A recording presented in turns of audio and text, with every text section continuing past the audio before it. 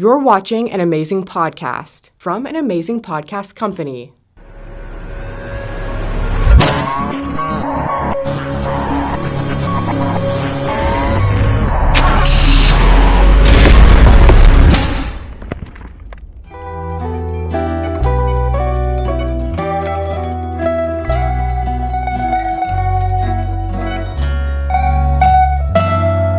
Youngstown Mob Associates, Johnny Chechitelli here with James Naples III, my partner in true crime, for another edition of Youngstown Mob Talk. Thank you, everybody who's watching us and subscribing on YouTube. If you're not watching this on YouTube, if you're listening on an audio-only platform or somewhere else, check out with video Youngstown Mob Talk and our other podcasts and all of our other content. We have hours of content on our YouTube channel, youtube.com/amazingpodcastcompany. So thank you for all your support. And, again, we're everywhere you can find podcasts. We are now available. Yeah, streaming now, baby. So check those out. Check out the Vice Squad podcast, which is like a companion show that we do as well. And, thank you to all of our listeners, all of our viewers, and all of our sponsors. We wouldn't be able to do this show without the support of our sponsors. Big shout out to Youngstown Tile and Terrazzo for spectacular flooring. Go bold, go local, go Youngstown Tile. Of course, we've got Youngstown Clothing Company. Yeah, you got the Amil Dinsio shirt on today. We're going to be talking about Amil today. That's right. So they can go to Youngstown Clothing Company in the Southern Park Mall, and you can get one of these nice Amil Dinsio shirts. We got the other shirt you've worn on a couple of our episodes, the Beat Me Up with the Trafficking Hair. You can get that shirt there. Youngstown Clothing, one of our new sponsors. We thank them for sponsoring us. And like I said, you can check them out at the Southern Park Mall, or you can go online to youngstownclothingcompany.com, and you can order your shirts right there. It's a great way for people that maybe, grew up in the Valley that don't live here anymore. They can get some cool Youngstown clothing. Yeah, definitely stocking stuffers and Christmas time. These are great gifts for everybody. And, we can't forget Pro Team Auto Sales. Yeah. If you guys are looking for a ride, go, shop in Youngstown. Go down to South Avenue, Pro Team Auto Sales. Jeff and the guys there, they'll treat you like family. And, they're really great guys. They've been big supporters of us. So, again, support our sponsors because they support us. And, if you can find them on social media, throw them a like. And if, in Pro Team Auto Sales case, head down to their lot, see what they got there on South Avenue. So thank you very much to our sponsors. Yeah. So, Johnny, let's talk about Amil Dinsio. The man on the shirt, right? Yeah. The Master Burglar himself. We have a big show coming up. Our next Youngstown Mob Talk live show. We're going back to the Robbins Theater in Warren, Ohio, February 9th. We've got a Masterclass with a Master Burglar, Amil Dinsio. If you don't know, Amil's from right here in the Mahoning Valley. He and his brother and some other associates pulled off one of the biggest heists ever. Yeah. The Laguna Niguel bank robbery. They were robbing Richard Nixon's, private stash. Yeah. So that was one of the most infamous, bank heists in American history. Right here, guys from the Mahoning Valley pulled that off. He also served some time for a big bank job that he did in Lordstown. Yeah, and they did that. What was that? That was not too long right after the Laguna Niguel heist. Exactly. Yeah. And so, Amil's got a very, very storied burglary career. And he's written a book, actually, called Inside the Vault. So you want to check that book out. It's available now, guys. Get it, Inside the Vault. Wherever you get books, you'll be able to find that. And really looking forward to our show with Amil. He's going to give some insight that you're not going to get anywhere else. This is stuff that they make Hollywood movies out of. And, we're getting a first-hand account, a masterclass. Plus, there's a big Q&A there with the crowd. So maybe you have any questions you want to ask Amil. Hey, now's your chance. When else are you going to get a chance like that? I know. Maybe somebody at home's got a safe that they had and they forgot the combination, can't get into. Amil can help you out and tell you how to get into it. Oh, we're going to learn how to bust into those safes. You better believe it. It's a master class with a Master Burglar. Check it out. Tickets are available now. RobbinsTheater.com. It's February 9th That's Super Bowl weekend. It's Friday night. It's gonna be a great show for us. We really hope you come out. And again, talking about Christmas presents, get the mob associate in your life. Get the Youngstown Mob associate enthusiast some tickets to these shows. Yeah. I know everybody's missed out. We heard a lot from people who didn't get to come to our Cav Bomb show in November. Man, that was a show. That was something I'm the most proud of anything I've ever done, including that Crooked City podcast, including the Youngstown Still Standing documentary. That Cav Bomb show was... That was once in a lifetime. It really was. Yeah. There's a good chance, you probably won't get all of us up on stage ever again. Yeah. Right? And just the depths and everything that we talked about at that show, it's just, I still get chills just thinking about it. So that was for the Cavalero bombing over 60 years later, the first time Charlie Jr. has ever shared the story of surviving that horrific bombing. Yeah. We get to the conclusions, the FBI investigations, everything about that case. We finally closed that chapter, I think, on Youngstown's darkest day. So that show, we filmed it. So if you're not there, if you weren't there that night, if you live out of state and you just weren't able to catch it for whatever reason, it will be available Christmas time 2023 for pay-per-view, for downloads. You'll be able to watch it wherever you can. So stay tuned for that. We'll have links for that. We'll be sharing that across all our social media platforms. It'll be in the Youngstown Mob Facebook group, the Amazing Podcast Company social media. Check all those things out to stay tuned because you'll want to check out that Cav Bomb show. You will not want to miss it. But again, get your tickets for the Masterclass with the Master Burglar, Amil Dinsio, before those tickets go. You're going to want to get good tickets to that show. It's going to be an amazing night. I don't know if we're going to film that one. I don't know if we are. I don't think we are. So get your tickets because that'll be one of those once-in-a-lifetime personal events that we do. Absolutely. And, our last show at Robbins Theater, we sold that out. We're going to sell this one out again. This Absolutely. Amil's a great guy. He's going to come and he's going to, give you some insights that you've never heard before. You're going to hear it firsthand from the guy that did it. He was inside the vault, guys. Yeah, one of the premier bank burglars of his time, if not the premier one.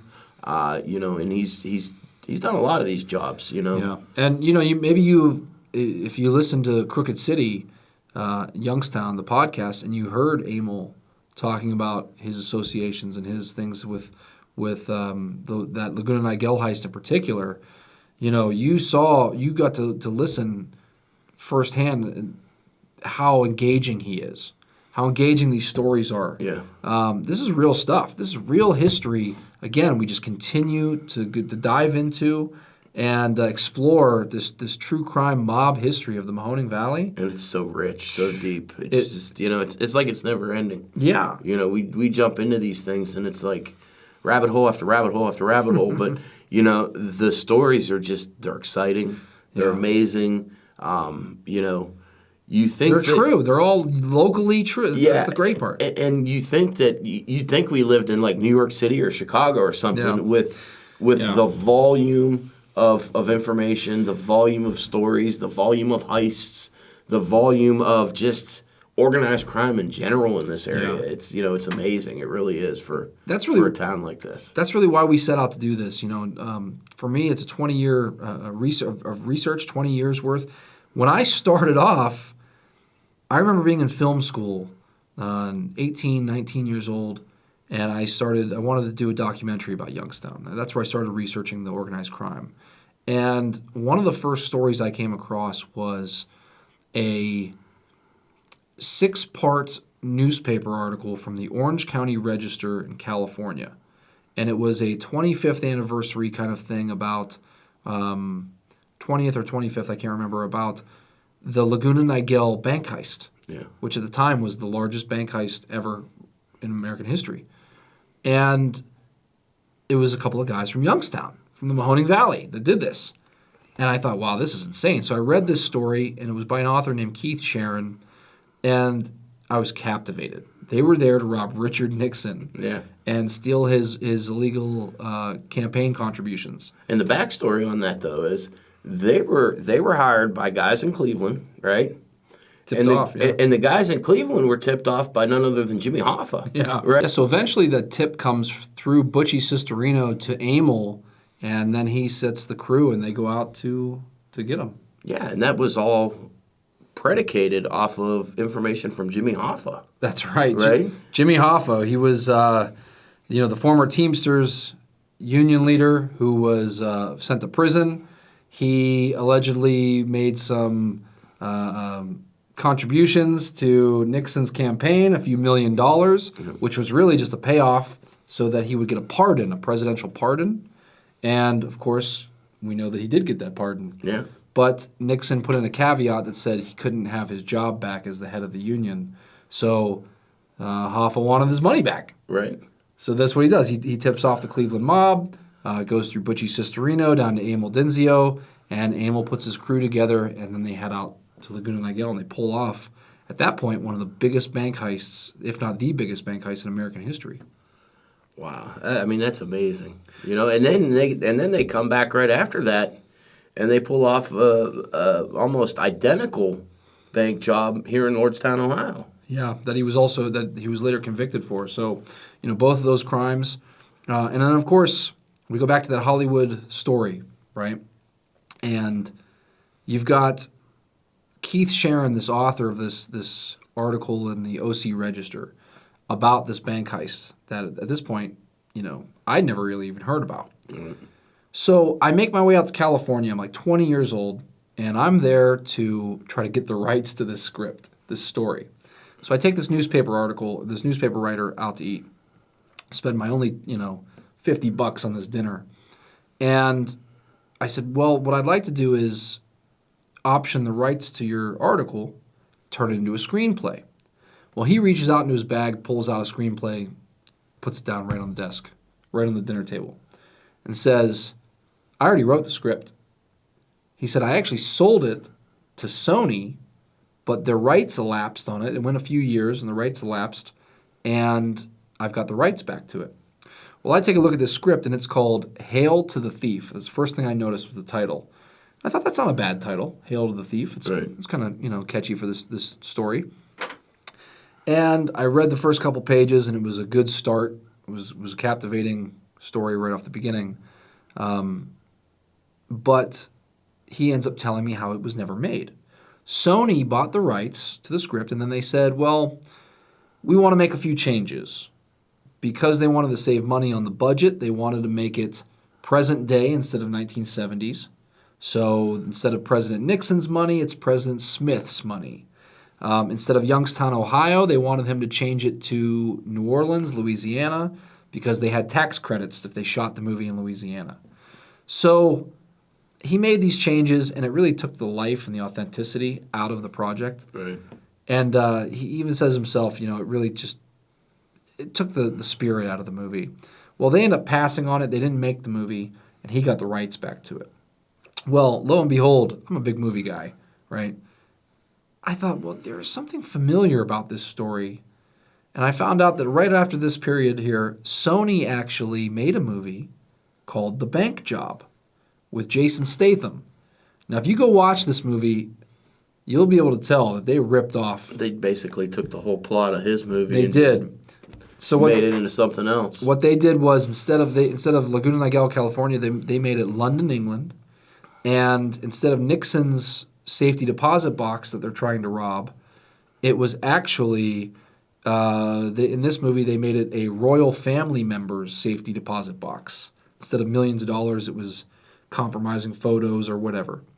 So they took the plot and they made it very, very similar. So if you watch The Bank Job, you'll be able to see the similarities and where they ripped off the Dinsio Laguna Niguel crew. But eventually, I didn't have the rights to make or enough money to get the rights to the story at that point through right. Keith and his script. I brought it to some associates in California that I know, Ray Mancini and other people, and I was never able to get the money as a young kid to make that movie. Right. But I followed along, and every few years I would check in with Keith and see who had the rights and if anybody was doing anything with it. And somebody was always trying to turn it into a movie for years. And eventually, they made a movie just a few years ago, maybe 2017 or around that time. A movie came out. It was straight to, video or straight to streaming or whatever. Right. It's kind of hard to find, actually.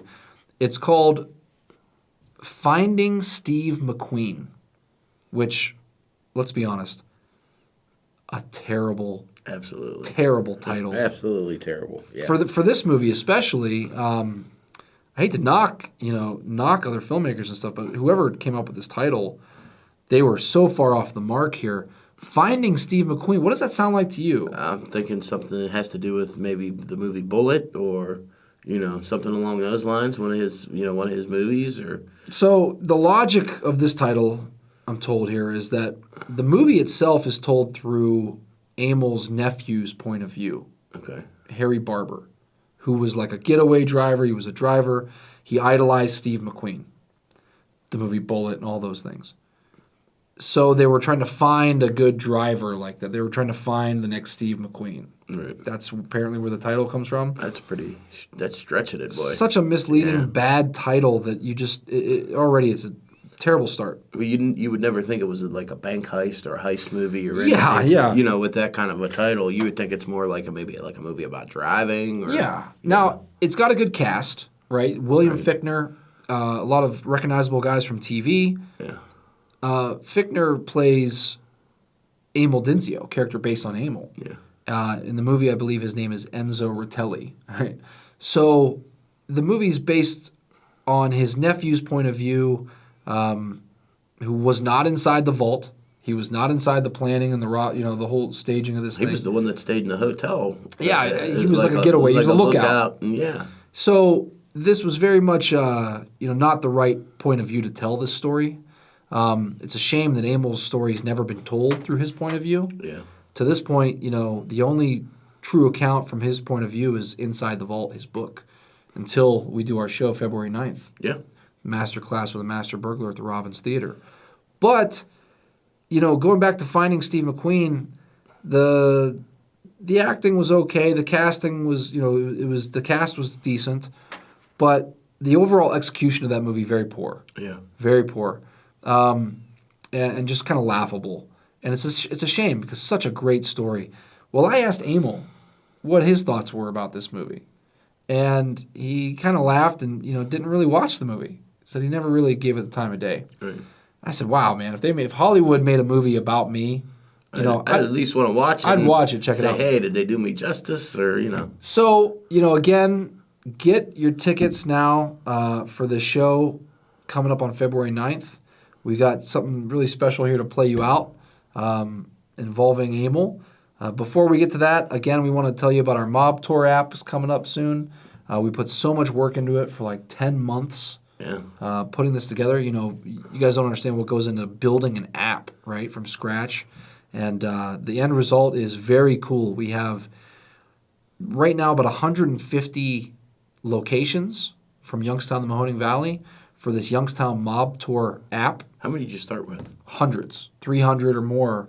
And it was so much that it would kind of bog the mechanisms down, the app down. Right. And we didn't want that. We want a smooth process for our users.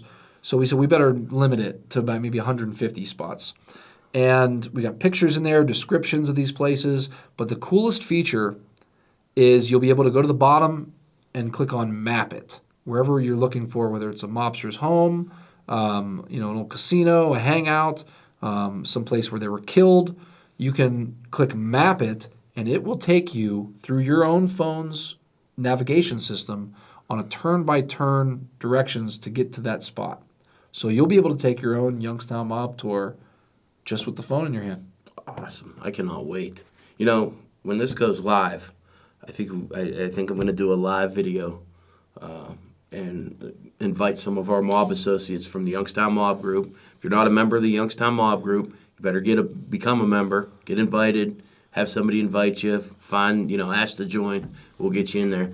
But take a group of our supporters with me, and we'll film it, and we'll hit a bunch of these spots and just kind of do a nice beta test for it and check it out. And because they can find everything we do on there, right? Not only will there be the mob spots themselves, things about where you can get tickets to our shows, links to our YouTube, links to our download our audio-only podcasts, links to everything, all there in the palm of your hand in this Youngstown Mob Tour app. So as soon as we get that up, hoping Christmas time, New Year's, it's coming up real quick here, so we'll see. But again, stay posted on that. Keep in tune with that because we cannot wait to share that with you. It's been a lot of work, and we cannot wait to get that out for you guys. I'm going to tease him with something. So we had a meeting the other day. We're working on something big, aren't we? Yes. Yeah, it's all one step into another. I wish we could tell you already what it is.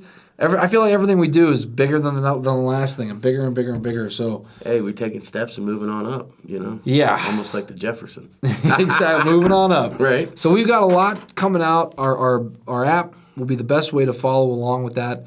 Our Cav Bomb show, the pay-per-view's coming out here this December, or this Christmas time. So if you missed the show, you'll be able to check that out. Again, February 9th with Amil Dinsio, our next live show. It's so much. We got so much working, guys. It's a great time to be a Youngstown Mob associate, though. If you're an enthusiast in this kind of stuff, absolutely. We've been continuing our investigation into some unsolved murders and some other murders from this area. Of course, follow along. We've been really going down this rabbit hole of who was Bobby Parks. Yeah. This hired mob-associated killer from Youngstown. Did he really kill the Marsh family in Canfield? We have uncovered new evidence. Check out our previous episodes on this stuff, guys, and future episodes coming up. I'm actually going to the prison down in Marion, Ohio, the correctional center, and having a one-on-one with the man convicted of those Marsh killings, James Ferrara.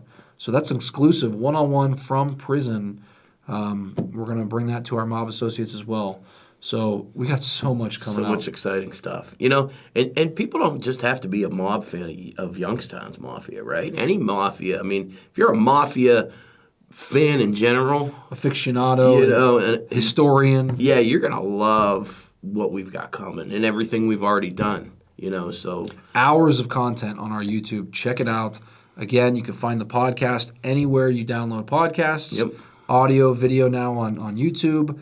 The Facebook group, Youngstown Mob, 31,000 members in a private group on Facebook. We share so much information on there. Yep. We also have social media accounts everywhere else. Amazing podcast company. Yep. Follow along and check it out. It's so much. Yeah, and if you got questions, comments, you want to send us stuff, don't check out the email address listed below, steelvalleysyndicate@gmail.com. Reach out to us there, with whatever you got, and we look forward to hearing from everybody out there. All right, so that'll do it for Johnny Chechitelli and James Naples. That's been another edition of Youngstown Mob Talk. Now, before we go, special treat for you, though. Amil Dinsio's reactions to watching Hollywood tell his own life story, his own story, in a movie called Finding Steve McQueen. So check out some of Amil's reactions, and see you next time. Ciao. There was no hot tub here. There was a golf course out the back, and you had to walk down along the golf course to get down to where the bank was. The road up on top, we could drive up there and look down at the roof of the bank to see if it was disturbed or anything. And I would go and I'd sit in the parking lot, watch people going in and out of the bank. And the tools were put on top of the bank on Thursday night. So, all day Friday, the only thing that wasn't put on top of the bank was the explosives. The tools, all the bags of dirt and everything were already on top of the bank. We had all that done on Thursday night. So Friday night when they closed, we blasted our way through because we knew we needed, some days. This wasn't our first bank we did. We did other bank vaults. So we knew how long it took just to get in safety deposit boxes. They opened, bam, bam, bam, bam, open them like nothing. One smack, bam, bam, bam, down the line. open 25 or Thursday, then go back, dump the stuff out on the floor, on a table, had a little table there, run through it real quick because you got so much stuff. Silver in them days wasn't worth hardly nothing, so some of them had big bars of silver, thick, 2 or 3 pounds, just down on the floor with the silver. If I had it today, I'd have sold it, but it was too heavy to carry out of there. When you do a bank job like this here and you're in them safety boxes, you find everything you can believe. You won't believe it. But you have to pass that stuff and throw it on the floor. You're looking for gold, diamonds, good stuff. The stocks and bonds I should have never took. But people said they could, sell them for a percentage. That's all bullshit talk. You didn't get very much for them if you sold them. We sold a few, and look what happened in New Orleans. They showed right up. For those, Pat Friuscio, the big mob guy in Canton, Ohio, he had to have stole them off of us because they were government. And the guy in New Orleans, at the Holiday Inn, that's where I knew him, he's the guy that put them up for security for money. So that's how the heat became on those security bonds. It wasn't that good FBI, nothing. Yeah. Because FBI agents, they're really not good investigators. FBI agents, to me, I'd fire them all if they worked for me. They're just taking taxpayers' money for nothing.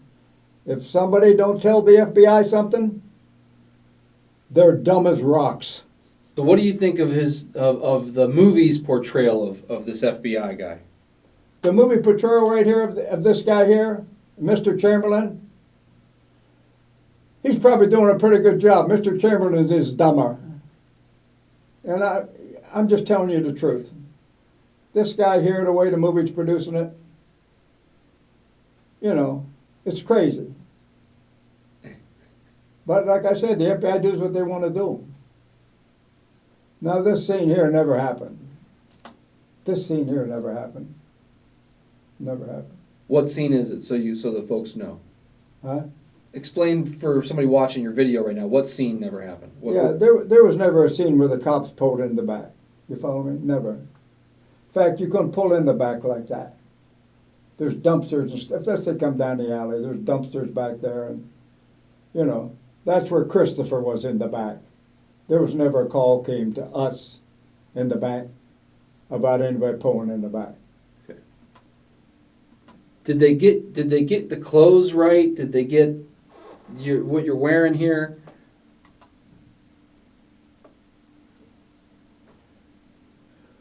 We always wore masks. You'd never see that. Because you never know if they're hidden cameras in there or what. You would never see. We would sweat. Back in them days, if they took DNA, they'd have probably caught us from sweat. This scene, I would have never talked like that, like I told you earlier, never. So they made it out where the Enzo character, the Amil character, has a grudge against Nixon, is really what they made this movie about, right? Well, that's not true. So you didn't really have a grudge against No, Nixon. I liked him. I say so in my book. I like Nixon. I like crooks. He was a good crook for what he was doing. But they were all crooks up there. I liked Nixon. I would have never tore Nixon down like that. He was a crook like me. I like it. Money, they're showing money going into a boat. This never happened. The boat was never there like that. Never. Never even close. That was a boat James bought in California. There was no money ever in a boat. Nothing from that score was ever in a boat. I don't know why they came up with that thing, and Harry knew it. Harry knew that. If I stole millions, believe me, I ain't putting it in no boat. So if you didn't put the money in the boat, what'd you do? Just like we said, it went. There's things in here that these people don't even know. But Harry knows. There was other people down there when this score went down. All right? And almost everything except what we took to Vegas came back to Ohio in suitcases. There's no question about it, no one. And the guys that carried it back from Ohio, the mob got to him and turned him around, and he's the one that told them where the stocks and bonds were buried at James's house. That's Jimmy Yerke. There's no question about it. This scene here is where they're showing fingerprints in the dishwasher in our apartment. Never happened. My brother and I personally washed them dishes, and that's the truth, personally. We're not stupid. We would never leave something like that there. In my book, and in trial testimony, Roger Goldsberry, FBI agent Roger Goldsberry, is the one that say he found those dishes. He personally, he says, took them down to the FBI office and processed them for fingerprints. In the first place, FBI agents don't operate like that.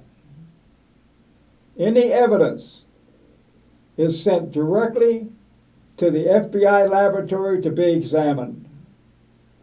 After it's examined, like I said in my book, it gets a K number, which means known.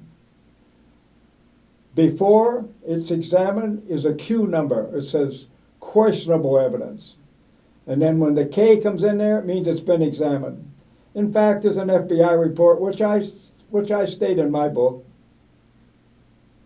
showing K-numbered items were sent to the FBI for the first time, meaning everything was in the FBI laboratory, examined, sent back to Los Angeles, then Los Angeles FBI office, trying to cover up from the true date they searched the car, which was in May, not June.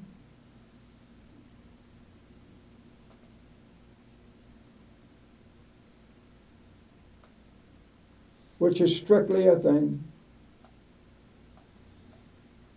that is put in there to make the FBI look like such nice investigators, when they're truly and really not. When Harry Barber and Ronnie Barber went on the lam, they went to Rochester, New York, and stayed at my friend's place who had apartment houses and stuff. That's where Harry and Ronnie stayed. So real quick, the FBI agents, Paul Chamberlain and his buddy, his partner or whatever, Yeah. these two white guys, they replaced him in the movie with a black guy and a woman in the movie. You think that's just Hollywood political correctness? Yeah, it's true. That's what it is. Yeah. I mean, they should have known white from black, though. Yeah, but they had to. There was no black people in the movie, so they had to put one in the movie. They had, standards. They got the diversity standards. They got to put some in the movie. They figured out we'll make it the FBI agent. Yeah. Did you ever go ahead? Changing Paul Chamberlain to black, he's probably smarter than Paul Chamberlain. Yeah, absolutely. Because how do you burglarize a garage and then send me the evidence, page 144, that you burglarized my garage? Yeah. FBI's stupid someplace. Why is this scene in there? What are they trying to portray here? What are they trying to portray there? What do you think? What do you think they're trying to do? Trying to paint you as a criminal mastermind. You've got a. Oh, is that what it is? I don't know. You tell me. I'm making a bomb, huh? Is that what it shows me? He's making a time bomb? I think it's supposed to show. I don't know. I'd have to. That's a bomb timer, a timer. Yeah. For what? It's just supposed to be a metaphor, I guess. I don't know what it's for. Enzo, straighten up. How did they really arrest you? These dumb ass FBI agents, they know how I was arrested. It's in my book, and it's a matter of record. When I left my house on June 27, I looked in my rear view mirror, which is in my book, and I saw cars come out of my neighbor's driveway where the FBI was living in my neighbor's house, directly across the street from me. Lights flashing, other cars pulled out from other streets. They had me boxed. They all jump out with guns. Amil Dinsio, you're under arrest. I put my hands up like this here, that's all. One agent searched me, reach in my pocket, I had $587 in my pocket. I didn't know what I had in my pocket, but that's what they said I had. And he pulls it out, and I told him, wait a minute. You're not going to plant no evidence on me like that. Give me my money back. Put it in my pocket.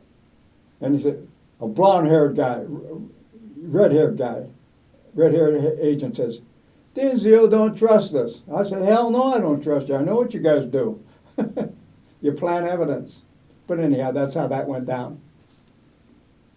So why do you think they did? Why do you think they made the movie version where you're making a time bomb and then all of a sudden is that like a metaphor? Why do you think they put that scene in the movie? About that. And then they arrest you. Timer they're sticking down in a thing when they arrest me, when they come in and arrest me with their guns. I don't know why they put that version in there, because it looked like I was making a bomb. I was putting a timer in something to make a bomb, maybe for the Youngstown Mob to blow somebody up. That's all bullshit. Why would they put a scene like to make Amil bad? And the Lordstown Bank. Now we'll jump ahead a little bit here. The Lordstown Bank, where Brockle says, I'm standing on top of the bank with a shotgun, and I said, I'll kill anybody that comes in here. That's stupidity, to even say something like that. I'm in the bank. I'm taking the money. I ain't on a roof. But that's what they do. All I can say, that was a good-looking blonde. I would have went for that myself. This kid here acted good, though. He was a good actor, no question about it. And so was she, as far as that part goes. Yeah, what'd you think of the actors overall? Was there any actor you thought was okay? It was just ridiculous. Well, the actors is probably okay. Enzo, though, no, that's not Enzo. That isn't my brother. No way. They knew better. They knew better. I mean, I ain't bragging or nothing like that, but we just didn't act like that. Never. Believe me, that Indian there was the largest in U.S. history, bank burglary. That's not true. There was larger ones, and the FBI know it. But Harry's a pretty good-looking guy. He's kind of old now. But on these larger ones, I can't comment, and everybody knows why. There's no question. And like 18 inches of concrete, that's nothing. Everybody watching this knows concrete's brittle. You give a little hit, it falls apart. Okay, Amil, movie's over. All right. Give me your initial thoughts. You can set the headphones down. Just look at the camera here. Give me your initial thoughts of the movie. What did you think of finding Steve McQueen? Well, I hate to cut my nephew down, but the way I understand it, the producers made this movie, so they put Harry in it. Harry is really a good guy. He is a kind-hearted guy, too, through my whole life. I knew Harry when he was born. They lived on a farm in Alliance, Ohio. So I knew Harry, Kenny, his brothers and everything. Harry's a good man, but they screwed the movie up, putting too much of that Hollywood shit in it. That Hollywood bullshit, that's what wrecks movies. This movie, Finding Steve McQueen, if I was to grade it, A, B, C, D, and F, with F being good. No, F is fail. F is failed, I got to give it a 6. Worse than failed. Strictly nothing. Worse than failed? Worse than failed. Because nothing's true in there. No, the recommendation I give for it, don't go. Don't spend your money on it. It's like betting the lottery. The guy that just won the billions and all that. You're throwing your money away if you want to see a movie like this. No question. Okay. If you want the real story of the Laguna Bank heist, just buy my book. Everything in there is true, and they cannot refute it no way possible. FBI files on my book, they destroyed all the FBI files because they know my book is true, the FBI files is true on what happened at my garage, at page 144 in my book, is what they stole. And what's the name of your book? The name of my book's Inside the Vault by Amil Dinsio, and just read page 144. Shows the burglary of my garage by FBI agents And I would bet my life, and I love my life, Paul Chamberlain was one of them that was in that garage saying, look over here, you think his fingerprints on this? You think his fingerprints on this? Do you think his fingerprints on that? Because they're in my garage looking for, not fingerprints, but a latent fingerprint. Big difference in latent fingerprints and just a fingerprint. The document says so right in there. In layman's terms, what's a latent print? A latent fingerprint is your real fingerprint on something. And they can tell by amino acids and everything that it is real. Where a fingerprint on something else in there that you left in there years ago or something, there'd be no amino acids on it. Just like it says right, page 144, you can't miss it. The batteries that I have circled in my book are the batteries out of children's play toys. And that's where they found my fingerprint. That's where they planted it in a car in California. And they used it for search warrant affidavits to convict all of us. Gotcha. Okay, I'm sitting here with Johnny Chechitelli, and we're going to wind this up.